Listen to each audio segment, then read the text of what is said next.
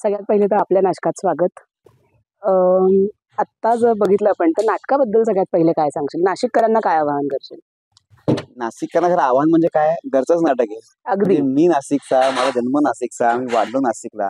मी नाटकाची सुरुवात नाशिकपासून केली. सगळे मित्र, फॅमिलीच आहेत. सगळ्यांना मी हेच म्हणेन, की आत्तापर्यंत तुम्ही सगळ्यांनी माझ्या विविध भूमिकांमधून मला भरभरून प्रेम दिलंय. तर ही पण एक भूमिका तुम्ही नक्की पहा, भरभरून नक्की प्रेम द्या.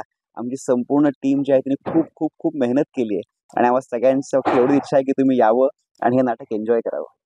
ग्रेट. अक्षय, आत्ता सध्या तू सिरियल पण करतोयस, तू नाटक पण करतोयस. तर ती सगळी धावपळ तुला कसं मॅनेज करतोय आणि किती मजा येते ते करताना? नाही, खूप खूप मजा येते आणि धावपळ ऑफकोर्स थोडी आहे. कारण जरा तारेवरची कसरत असते की ही पण वेळ आणि ही पण वेळ. पण काय तुमच्या आवडीचं काम जेव्हा असतं ना, सो तेव्हा ते कसरत तुम्हाला फारशी काही वाटत वाटत नाही. नाही. ती मजा असते आणि मग त्यातून जेव्हा थोडासा वेळ तुम्हाला मिळतो आराम, सो तो तुम्ही खूप एन्जॉय करता. बरोबर. तो खऱ्या अर्थाने आराम. आराम.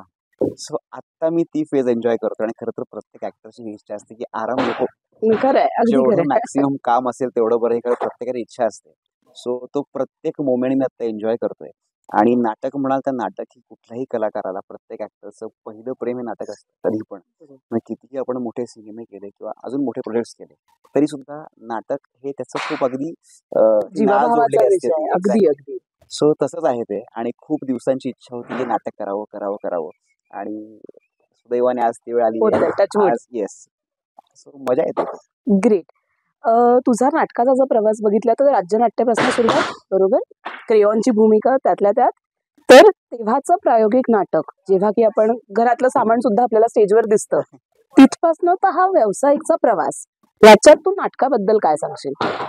आणि दोन्ही रंगभूमीचं बघितलं, प्रायोगिक आणि व्यावसायिक, तर दोन्हींमधला फरक तुला स्पष्टपणे जाणवणारा फरक कोणता? नाही, फरक म्हणण्यापेक्षा खरं तर काय, प्रायोगिकला मी ज्यांच्याबरोबर कामाला सुरुवात केली बेसिकली महेश डोकफोडे.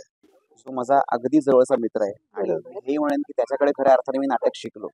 सो प्रायोगिकवर काम करताना, म्हणजे प्रायोगिक रंगभूमीत काम करताना मी त्याच्या डिरेक्शनच्या अंडर 3-4 नाटकांमधून कामं केली. आणि त्यानंतर आम्ही गांधी हत्या आणि मी हे नाटक जेव्हा मी प्रायोगिकला करायचो, ज्याला शासनाचे 24 पुरस्कार मिळाले होते, ते नंतर मी व्यावसायिक करता आम्ही ते नाटक केलं. त्याचे बऱ्याच प्रयोग झाले, पण नंतर कोविड नंतर मग काही कारणास्तव ते नाही कंटिन्यू होऊ शकलं.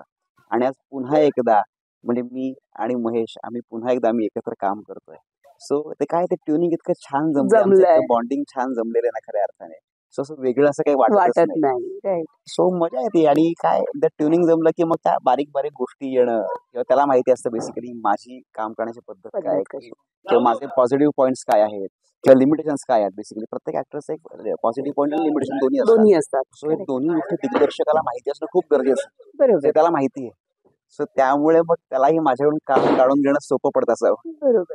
आपण बॉन्डिंग आणि केमिस्ट्री याबद्दल बोलतोय, तर अक्षया आणि तू दोघंही जसं बघितलं तर आता स्टार्स आणि सिरियलही केलेली किंवा रंगभूमी गाजवणारे लोक, तर तुमचं बॉन्डिंग आणि तुमची केमिस्ट्री कशी डेव्हलप झाली? कारण नाटकात तुमची अशी गोड, अशी गोंडस अशी जोडी आहे, तर ती केमिस्ट्री तुमची कशी वर्कआउट होतीये? सगळ्यात पहिले तुम्ही स्टार वगैरे असं काही नाहीये. आम्ही नॉर्मल कलाकार आहोत आणि ते काम करतोय आणि सुदैवाने असते काम लोकांना आवडतं आणि लोकांचं भरभरून प्रेम मिळतं. आणि केमिस्ट्री म्हणाल तर काय, अक्षय आणि मी आम्ही ओळखायचो एकमेकांना आधीपासून, कारण आम्ही एका चॅनलवर काम करतो. पण आम्ही एकत्र काम नव्हतं केलं कधी. So this was the first time. पण मग डे 1 पासून जेव्हा रिहर्सल सुरू झाल्या आणि बेसिकली म्हणतात की तालमीतून सगळं तयार होतं. सो त्या 1 महिन्याच्या पिरियडमध्ये सगळ्या ते बॉन्डिंग किंवा एक सगळं कळत गेलं आणि आता साधा एक 16 प्रयोग पण झाले आतापर्यंत. सो हा एक सप्टेंबर पासूनचा प्रवास आहे. 2-3 महिने झाले. सो ते खूप छान बॉन्डिंग जमले आता आणि अजून ते खुलत जाणार आहे. ऍक्च्युली आता सुरुवात झाली, असं ते खुलणार आहे आणि फक्त आम्हाला हवं आहे ते प्रेक्षकांची साथ या गोष्टी करता. कारण नाटक हे असं आहे ना, गिव्ह अँड टेक आहे.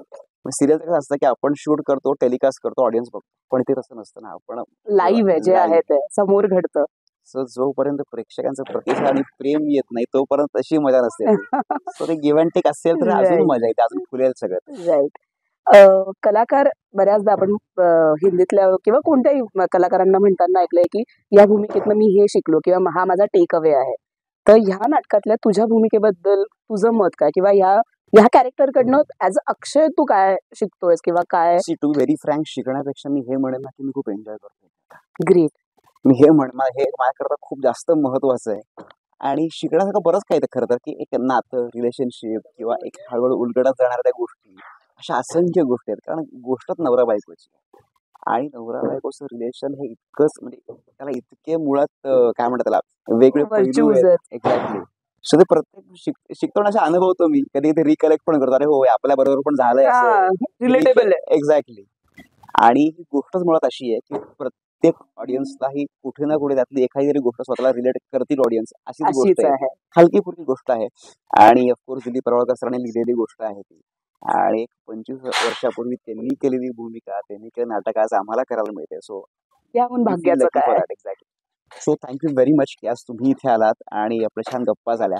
आणि आज तुमच्या निमित्ताने का होईना आम्ही ऑडियन्स पर्यंत तुमच्या मार्फत सुद्धा आम्ही आज पोहोचू. पोहोचलो आहोत.